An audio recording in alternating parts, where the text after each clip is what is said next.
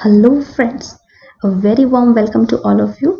आज से हम नदियों की भारत की नदियों की एक सीरीज शुरू कर रहे हैं। तो उसमें आज हम डिस्कस करेंगे सबसे पहले हमारे हिमालय पर्वत की नदियाँ। भारत की नदियों को दो मुख्य भागों में बांटा गया है, एक है हिमालय की नदियाँ और दूसरी हैं प्रायद्वीपीय पठार की नदियाँ। ये देखिए, जो ये वाले पोर्शन है इसमें जो नदियाँ हैं ये आएंगी हिमालय की नदियाँ, और जो ये दक्षिण में साउथ के पोर्शन में आएंगी ये आएंगी प्रायद्वीपीय पठार की नदियाँ। तो स्टार्ट करते हैं आज हिमालय की नदियों से। हिमालय की नदियों में तीन मुख्य नदी तंत्र हैं, जिनमें तीन मुख्य नदी तंत्र हैं। सबसे पहला है सिंधु नदी तंत्र, दूसरा है गंगा नदी तंत्र और तीसरा है ब्रह्मपुत्र नदी तंत्र। सबसे पहले सिंधु नदी तंत्र के बारे में डिस्कस करते हैं। जो सिंधु नदी है, इंडस रिवर है, उसकी लंबाई है कुल 2880 किलोमीटर और जो भारत में 709 किलोमीटर तक बहती है। सिंधु नदी का उदय चाइना के तिब्बत में मानसरोवर लेक से हुआ है और in J&K its Himalayan tributaries are Zaskar, Dras, ग्रैंगटैंग, श्योक, नुब्रा और गिलगिट। इसी सिंधु नदी की जम्मू और कश्मीर में कौन कौन सी मुख्य सहायक नदियां हैं, ये देखिए मानचित्र में। यह है झास्कर, यह है नुब्रा, यह है श्योक, यह है गिलगिट। ये सभी की सभी नदियां जो हैं वो सिंधु नदी की सहायक नदियां हैं और जो बहती हैं जम्मू और कश्मीर में। It's most important tributaries are Jhelum, Chenab, Ravi, Beas और सतलुज। जैसे कि आप मानचित्र में देख पा रहे हैं, यह सतलुज, रावी, झेलम और इंडस नदी, ये चेनाब नदी, ये सभी इसकी मुख्य सहायक नदियां हैं। झेलम का उदय जो है, Jhelum rises from a spring at Verinag. Jhelum का उदय जो है वो एक झरने से होता है जो कि वेरीनाग के पास है और जो पीर पंजाल के गिरिपद में स्थित है। चेनाब का उदय जो है वो बारालाचा पास से होता है जो कि हिमाचल प्रदेश के लाहौल स्पीति में स्थित है। रावी का उदय कुल्लू की हिल्स में नियर रोहतांग पास इन हिमाचल प्रदेश, वहां से होता है रावी का उदय। ब्यास नदी का जो उदय है वो रोहतांग पास से होता है जो कि हिमाचल प्रदेश में स्थित है। सतलुज इन सभी नदियों से सबसे ज्यादा लंबी है। Sutlej river is longest of 5 tributaries of Indus. Sindhu नदी की 5 मुख्य सहायक नदी हैं, उन सभी में सतलुज जो है वो सबसे लंबी है। ये देखिए, आप देख पा रहे हैं, ये है Sutlej river. Sutlej is the easternmost tributary. ये इसकी सबसे पूर्व में बहने वाली जो है वो सहायक नदी है। Satluj is originated from Lake Rakshastal in western Tibet in the vicinity of Kailash mountain range. Sutlej का उदय भी राक्षसताल लेक से होता है जो कि पश्चिमी तिब्बत में कैलाश पर्वत के आसपास स्थित है। 1960 में एक भारत और पाकिस्तान के बीच में एक जल संधि हुई थी, जो सिंधु नदी, जिसे सिंधु नदी जल संधि भी कहा जाता है। उसके मुताबिक भारत इन सिंधु और उसकी जो सहायक नदियां हैं झेलम और चेनाब, उसका केवल 20% जल का ही उपयोग भारत कर सकता है। अब बात करते हैं गंगा नदी तंत्र के बारे में। गंगा भारत की सबसे प्रमुख और सबसे पवित्र नदी मानी जाती है। गंगा जिसकी लंबाई है 2525 किलोमीटर और यह उत्तराखंड और यूपी में 1450 किलोमीटर तक बहती है और गंगा नदी बिहार में 445 किलोमीटर तक बहती है और पश्चिमी बंगाल में 520 किलोमीटर तक बहती है। गंगा की 2 मुख्य जो नदियां हैं जिनसे मिलकर के गंगा बनी है वो है भागीरथी और अलकनंदा। भागीरथी और अलकनंदा देवप्रयाग में जाकर के मिल जाते हैं और देवप्रयाग में इनके मिलने के बाद ही यह गंगा कहलाती है। ये देख पा रहे हैं आप गंगा रिवर को, ये देखिए जैसे ये ब्लू कलर में ये बनाई हुई है मैंने मैप में, आप देख पा रहे हैं ये है गंगा रिवर।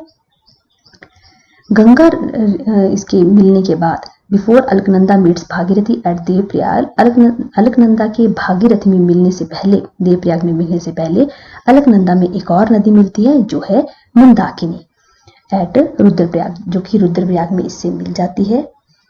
भागीरथी का जो उद्गम स्थान है, सोर्सेज है, वो है गौमुख और अलकनंदा का जो उद्गम स्थान है वो है बद्रीनाथ, जो कि एक बहुत पवित्र तीर्थ स्थल भी है। मंदाकिनी का भी उद्गम स्थान जो है वो है केदारनाथ, वो भी एक बहुत पवित्र तीर्थ स्थल है। और ये सभी जो नदियां हैं ये कहाँ पे बहती हैं, ये कहाँ से निकलती हैं, ये निकलती हैं उत्तराखंड से। यमुना जो कि गंगा की बहुत ही इंपॉर्टेंट सहायक नदी है, वो भारत में 1375 किलोमीटर तक बहती है। जैसे कि आप मानचित्र में देख पा रहे हैं, ये देखिए यमुना नदी, ये जो ब्लू कलर से मैंने डिनोट की है इसको मैं हाईलाइट कर रही हूँ। अब ये देखिए यमुना नदी, it rises at Yamunotri glacier in Uttarakhand. ये यमुनोत्री ग्लेशियर से निकलती है जो कि उत्तराखंड में है।